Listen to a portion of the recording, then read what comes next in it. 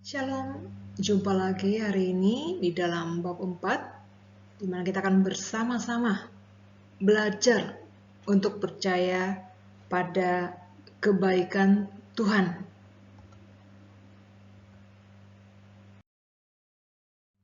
Nah, silakan sharingkan di dalam kelompoknya masing-masing. Ini membutuhkan kejujuran di dalam menjawab. Tidak ada maksud apapun, tapi hanya sekedar bagaimana kita belajar terbuka untuk menceritakan apakah kita memang saat ini sedang bergumul. Kalau ada, cukup jawab singkat, iya, sedang bergumul. Apakah itu berat atau ringan atau tidak ada pergumulan, silakan di-sharingkan di dalam kelompoknya. Setelah itu yang kedua, pertanyaan kedua pun jawabannya mudah sekali. Hanya 2 jawaban, tidak perlu panjang-panjang ya. Yaitu, mudahkah bagi Anda untuk melihat kebaikan Tuhan di tengah situasi sulit yang mungkin pernah dialami atau sedang dialami? Jawabannya hanya 2, iya atau tidak. Jadi silakan didiskusikan. Jadi ini kembali saya ingatkan bagaimana kita belajar untuk menciptakan suasana, bagaimana kita belajar untuk saling terbuka satu dengan lainnya. Tidak ada maksud kepo sama sekali, tidak ada. Tetapi bagaimana kita bisa mengungkapkan isi hati kita. Dengan kita belajar mengungkapkan, menceritakan, setidaknya itu bisa meringankan beban yang ada di hati kita. Oke, silakan berdiskusi. Dan bisa di pause videonya saat ini ketika berdiskusi, dan setelah itu baru masuk kembali untuk mendengarkan yang selanjutnya.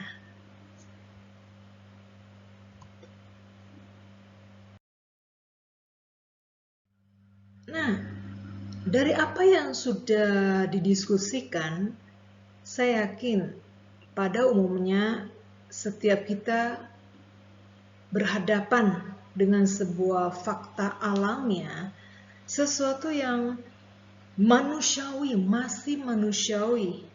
Ketika kita di tengah-tengah pergumulan yang sangat berat, tantangan kehidupan yang tidak mudah di dalam kehidupan kita, entah itu terkait dengan pekerjaan kita, mungkin keterbatasan fisik kita, relasi di dalam anggota keluarga inti, ataupun relasi antar anggota keluarga besar, intinya bergumul dengan banyak hal. Ketika kita diperhadapkan dengan sebuah pertanyaan, apakah kita bisa melihat, merasakan kebaikan Tuhan di tengah pergumulan hidup? Pasti respon spontan kita akan mengatakan bukan lagi 100%, 1000% mustahil untuk bisa melihat kebaikan Tuhan. Ini sesuatu yang tidak perlu kita malu untuk ungkapkan. Memang inilah kondisi diri kita. Kita bisa berada dalam kondisi yang namanya kritis. Kondisi kritis dengan kepercayaan kita, iman kita kepada Tuhan. Mengalami kondisi kritis karena kita sedang berada dalam krisis. Krisis apa? Krisis kepercayaan kepada Tuhan. Inilah fenomena yang kita alami bersama di dalam kehidupan kita. Pasang surut, naik turun, bagaimana perjalanan kita sebagai anak Tuhan. Dan ini juga memperlihatkan kepada setiap kita, tidak ada seorang pun di antara kita ketika kita sudah menjadi anak Tuhan, kita bisa kebal terhadap yang namanya masalah. Kita bisa kebal dari yang namanya rasa takut, rasa cemas, marah, kecewa, mustahil. Jadi memang kita diingatkan, kita diperlihatkan bahwa memang di tengah-tengah tantangan yang tidak mudah, emosi kita lah yang bisa duluan muncul. Kita bisa marah kepada Tuhan, protes kepada Tuhan, kesal kepada Tuhan. Dan tidak jarang kita memilih meninggalkan Tuhan daripada tetap percaya dan taat kepada Tuhan. Ini sikon alamnya, fakta yang sekaligus menjadi sebuah awasan, alarm bagi setiap kita. Supaya kita tahu kondisi kita. Namun kita tidak akan terus berlama-lama di dalam kondisi kritis akibat krisis yang kita alami, keraguan yang kita alami kepada Tuhan. Tetapi kita akan bersama-sama belajar bagaimana caranya ketika kita berada dalam sebuah krisis, ragu kepada Tuhan. Ketika kita ragu kepada Tuhan, ini menunjukkan bahwa kita tidak lagi mau percaya kepada Tuhan karena berat sekali kekecewaan yang ada dalam hati kita, sakit hati kepada Tuhan, yang rasanya Tuhan tidak peduli kepada kita. Tuhan istilahnya pilih-pilih kasih, tidak segera menolong kita, tidak segera menjawab apa yang menjadi pergumulan kita saat ini. Kita akan bersama-sama belajar dari seorang tokoh dalam firman Tuhan. Mazmur 27 ayat 13-14. Sesungguhnya aku percaya akan melihat kebaikan Tuhan di negeri orang-orang yang hidup. Nantikanlah Tuhan, kuatkanlah dan teguhkanlah hatimu. Ya, nantikanlah Tuhan. Sobat Kristus, ini adalah sebuah ayat yang dituliskan oleh seorang yang bernama Daud. Siapa yang tidak kenal Daud? Tokoh, jadi pahlawan yang sudah mengalahkan Goliat raksasa yang besar. Siapa yang tidak kenal dengan Daud yang mengalahkan puluhan ribu orang ketika berperang? Tetapi saat ini dia berada dalam kondisi yang takut, cemas, khawatir karena dikejar oleh Saul yang ingin membunuh dia. Jadi bayangkan seorang yang istilahnya dikenal sebagai pahlawan di tengah-tengah bangsa Israel bisa takut. Kembali kita bisa melihat bukan sebuah fakta. Daud pun bisa takut. Daud tidak jaim, pura-pura berani. Oh, nggak apa-apa, saya tidak takut kok. Saya kan sudah pernah mengalami, saya kan hebat. Saya nggak boleh menunjukkan saya takut. Enggak. Tapi Daud, kita bisa melihat bahwa dia, walaupun sebelumnya dia bisa yakin kepada Tuhan, yakin Tuhan pimpin dia, tapi dia juga bisa berada dalam sebuah kondisi cemas, khawatir, takut, sama dengan kita. Tetapi bagaimana kemudian kita bisa belajar dari Daud ketika dia berada dalam kondisi yang mulai meragukan Tuhan? Dia kemudian datang kepada Tuhan. Dia mencari tempat yang tepat untuk mengungkapkan apa yang ada dalam hatinya kepada Tuhan. Sehingga ketika dia datang kepada Tuhan, akhirnya dia bisa dikuatkan. Dan dia bisa menyatakan, menuliskan bahwa sesungguhnya aku percaya akan melihat kebaikan Tuhan di negeri orang-orang yang hidup. Yang berarti bahwa saya bisa melihat kebaikan Tuhan di dunia ini, saat ini, sekarang. Ini bukan berbicara tentang dongeng, di dunia dongeng, dunia 1001 malam. Enggak. Sekarang saya berada di dunia ini, saya bisa melihat kebaikan Tuhan.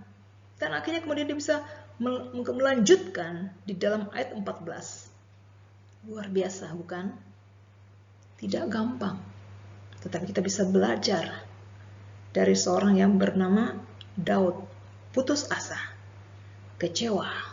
Tetapi kemudian bagaimana dia bisa kembali dikuatkan. Mata iman yang dia miliki. Kita tahu bahwa di dalam secara umum ya, rumus secara global, biasanya kita melihat baru percaya. Katakanlah kita membeli sebuah barang, kan? Ada barang, lihat barang, baru kita percaya.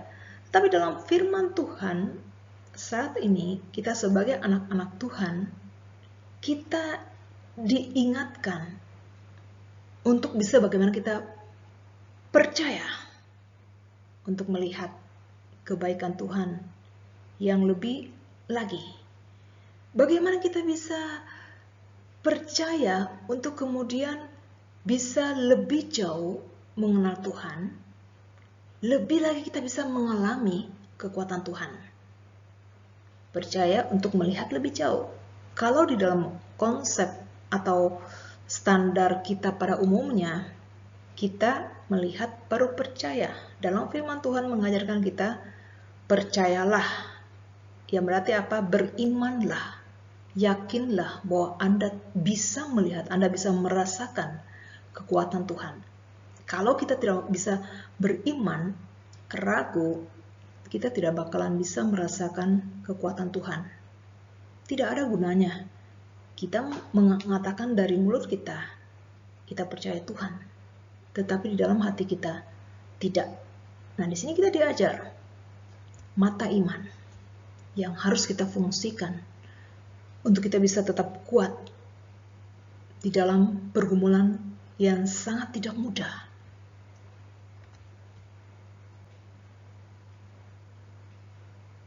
Apa yang bisa menjadi pembelajaran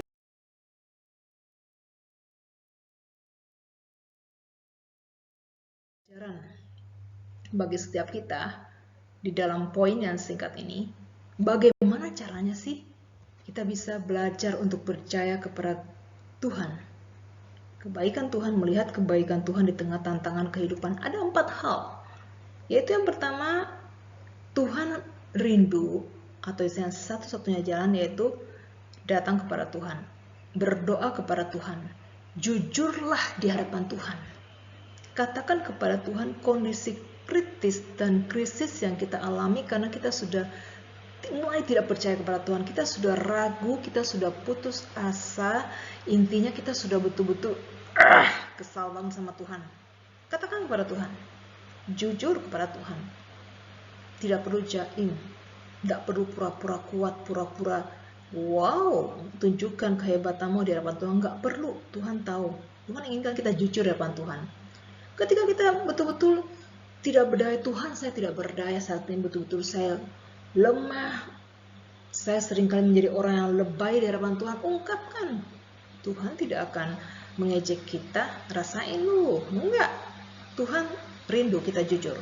Kemudian yang kedua, kita berdoa, mohon supaya Tuhan mampukan setiap kita, diri kita, tetap bisa yakin atau percaya kepada Tuhan di tengah-tengah tantangan kehidupan, tekanan, stres yang kita alami, depresi yang kita alami. Kemudian yang ketiga, diingatkan kita, belajarlah self-talk, katakan kepada diri sendiri, yakinkan diri sendiri, ingatkan diri sendiri, saya harus belajar melihat kebaikan Tuhan. Tidak mungkin tidak ada kebaikan Tuhan yang kita rasakan dalam kehidupan kita, bukan?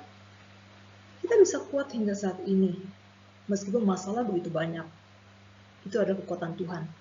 Kita masih bisa makan, masih bisa mengunyah. Itu yang bisa kita syukuri kepada Tuhan, itu kebaikan Tuhan. Kita masih bisa tidur. Meskipun ada beberapa yang kesulitan tidur dan mungkin harus minum obat tidur, ya tetap bersyukur. Bisa beli obat, bisa minum, dan kemudian bisa tidur, bukan? Jadi ada banyak hal di mana kita diingatkan belajar bersama-sama. Lihat kebaikan Tuhan di masa lalu, saat ini. Tidak perlu yang muluk-muluk, yang sederhana. Itu yang kita bisa lakukan. Kemudian yang keempat, kita berdoa memohon, Tuhan, kuatkan diriku saat ini. Tuhan, teguhkan imanku saat ini. Jadi 4 poin sederhana ini yang bisa kita lakukan. 4 poin, tetapi pergumulan perjuangan kita bersama untuk bisa melakukan. Dengan kita bisa berkomitmen melakukan ke-4 poin ini, yakinkan. Jadi yakinlah, kita pasti pelan-pelan, pasti kita bisa akan bersama-sama sampai kepada poin kita bisa melihat kebaikan Tuhan di tengah-tengah krisis yang sedang kita alami, keputusasaan yang kita alami. Nah, ketika Sobat Kristus melihat di depan layar tulisan seorang yang bernama Joni Eareckson Tada merayakan 50 tahun di kursi roda. Kira-kira kalau kita membaca ini, celebrate, merayakan itu ungkapan sukacita atau ungkapan putus asa atau ungkapan marah? Tentu kita akan melihatnya dari ekspresif wajahnya. Sukacita itu tentu sebuah, istilahnya bukan sebuah kemarahan, bukan sebuah kekecewaan, bukan. Seorang yang mengalami kelumpuhan. Umur 17 tahun, dia bersama dengan teman-temannya ke sebuah danau berenang. dia tidak menyangka bahwa danau itu dangkal. Terjun, turun, akhirnya karena dangkal dia mengalami patah di bagian ini ya, punggung leher ke bawah itu, akhirnya mengalami kelumpuhan total semua. Jadi bayangkan umur 17 tahun harus mengalami proses yang sangat tidak mudah. Dan dia menceritakan bahwa ketika dia tahu sadar dirinya lumpuh, tidak bisa ngapa-ngapain, dia bahkan berusaha bunuh diri. Meminta teman-temannya, berikan saya obat, saya mau mati. Tidak ada gunanya saya hidup. Dalam keadaan lumpuh, cacat, tidak bisa ngapa-ngapain, tangan tidak bisa ngapa-ngapain, kaki juga tidak bisa ngapa-ngapain, tidak berguna, tidak bermanfaat sama sekali. Berkali-kali dia minta, saya mau mati. Tolong kasih saya obat. Tolong buat saya segera mati. Kalau perlu suntik, mati segera. Tetapi bagaimana kita bisa melihat Tuhan dengan caranya yang kembali tidak terselami, Tuhan memberikan atau menempatkan orang-orang yang menemani dia untuk kemudian mengingatkan dia tentang salib Kristus. Dari sekolah minggu dia tahu tentang firman Tuhan, salib Kristus itu seperti apa, dia tahu, Johnny tahu. Tapi bagaimana dia tetap putus asa, kecewa? Siapa yang tidak putus asa? Kalau kita berada dalam kondisi Johnny pun kita mengalami itu, kita pasti akan marah. Kita pasti akan tinggalkan Tuhan.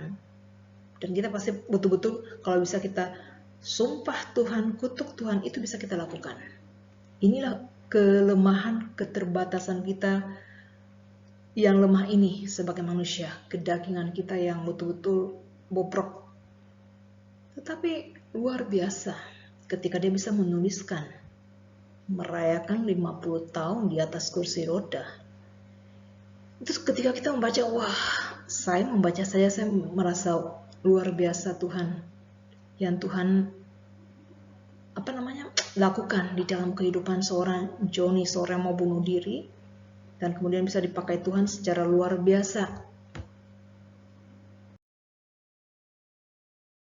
Kalau kita melihat seorang yang lumpuh, mau bunuh diri, tapi kemudian bisa dipakai melalui lukisannya, dia bisa pakai untuk bisa memuliakan Tuhan, membawa kemuliaan bagi nama Tuhan. Kalah kita yang ini dengan lukisan dia, bukan? Pakai mulut.